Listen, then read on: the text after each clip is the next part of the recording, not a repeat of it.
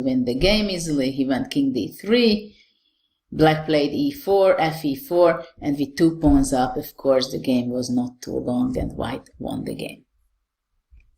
Now in the next game, I would like to show you between Belyavsky, who was a great top player for many years in the late 80s and in the 90s, and he's one of the biggest fighter, against Mikhail Marin, who was playing with the black pieces.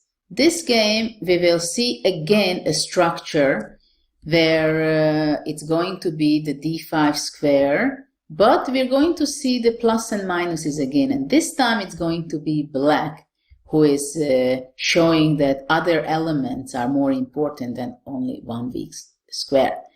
So this is a line against the knight of f4, which is a very typical e5 was chosen by black. So the d5 square is going to be weak for a long time. But we'll see bishop c4. This is, of course, one of the main lines, really controlling the d5 square in the diagonal. Queen a5, queen e2, castle, bishop a2, e takes f4, castles, knight e5, bishop f4. So this is a typical structure also in this system where we have the e4 pawn and the d6 pawn for black. And here this diagonal, the a2 diagonal, a2 g8 diagonal is very important. This is why black played bishop e6 somehow to cover the d5 square and exchange the bishop. White played bishop e6, f takes e6. Actually, before that, black took intermediate move knight f3, and I think at the time this was possibly the novelty. Queen f3, f takes e6. So now black doesn't have a weak spot on d5 anymore, but in later stage of the game it will occur again, a very similar structure. So now we have to understand that e6 pawn can be very weak. This is why white played queen h3, immediately attacking the pawn. So now black could be in trouble if he wouldn't have an intermediate move, queen c5. As in our previous videos, I was talking about the fact that in the Sicilian, when you played, you moved your pawn from f2, and this diagonal of g1, a7 is open. It is very much advised to go king h1. And this is also one of the reasons that eventually there's something going to happen on that diagonal. Now, how does black going to defend the pawn? Queen c4. It is a very important square in the Sicilian, the c4 square, because black is usually using this square for defending and attacking at the same time. As you can see, the queen is defending the e6 pawn. It is very important, but in the meantime, he's also attacking the a4 pawn, and also keep an eye on the f1 rook, which can be in trouble sometimes on the f file because it's open for the rook as well. So this is a very important move. But of course white can play b3 as it happened in the game, and now black went back to c8. Why was this important for black to force b3? Because pawns can never ever go backwards in chess, right? So now the c3 knight is actually a little bit loose. It's not defended by a pawn, so it can get a little trouble sometimes.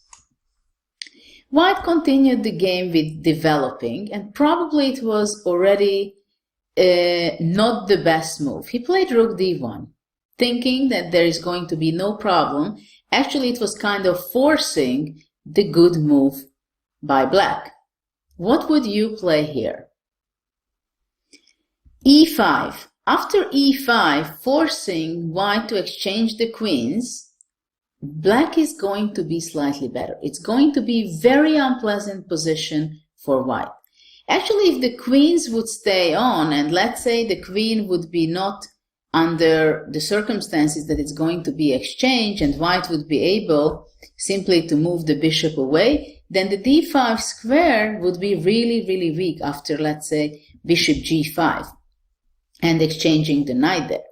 But after bishop g5, black took queen takes h3, gh3, rook c8.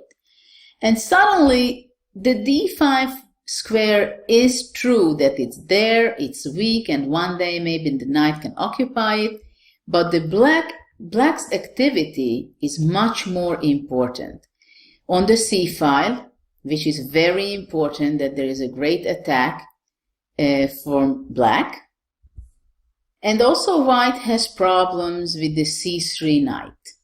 This is something very important for black, that the b3 was forced to make this move.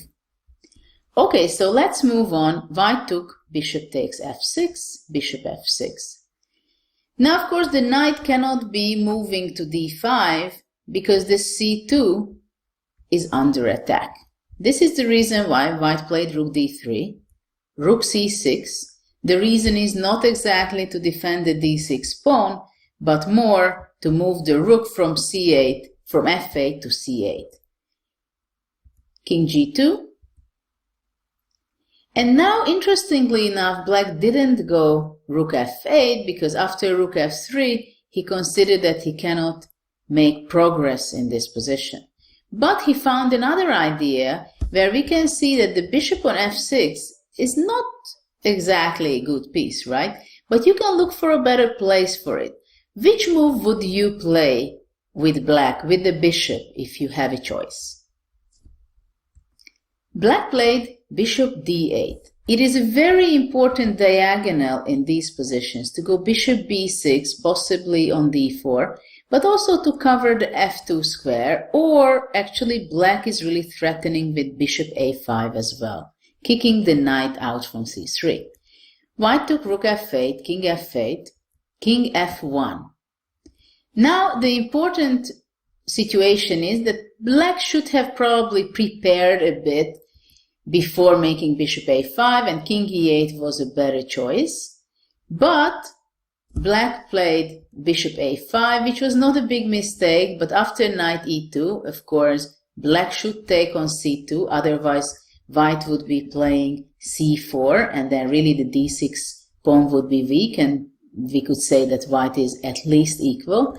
But black took on c2, rook d6, rook b2, attacking the b3 pawn, rook d5, bishop b6, rook d7, rook b3, rook b7, rook f3, and it was a fast draw, exchange pieces into a draw endgame. After rook a6, it became a draw. So it's very important. I wanted to show you this because d5 square is weak, but there are other elements you have to take into account. So let's move to the next example. Now I would like to show you a game between Karpov and Macking from 72. It's an old game and example, but I want to show you in this game what is the importance of different color bishop, because it can be a very huge difference in power between the bishops. Again, we have a structure where the d5 square is going to be weak, and this is again a Najdorf position. a4 is a typical against a5, against b5, knight c6. Now again we found a moment which is a typical pattern in these kind of structures when black played e5 and the bishop is standing behind it to play f5. Now white is forcing black to make a decision whether to move away with the bishop or capturing the knight. But in most of the cases, black should be prepared that he's or she's going to take the knight.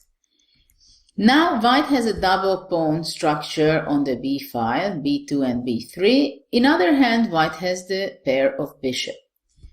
Now black played queen b6 is a very important idea, that it stops white of developing the bishop to e3, and it's not only that, but main important thing is that it stopped white from castling. But white can develop the bishop to g5. For example, actually, if the black pawn from h7 would be standing on h6 already, then I would say that black is probably better. But this is a huge difference, that bishop g5 can be played by white and f6 knight will be eliminated in order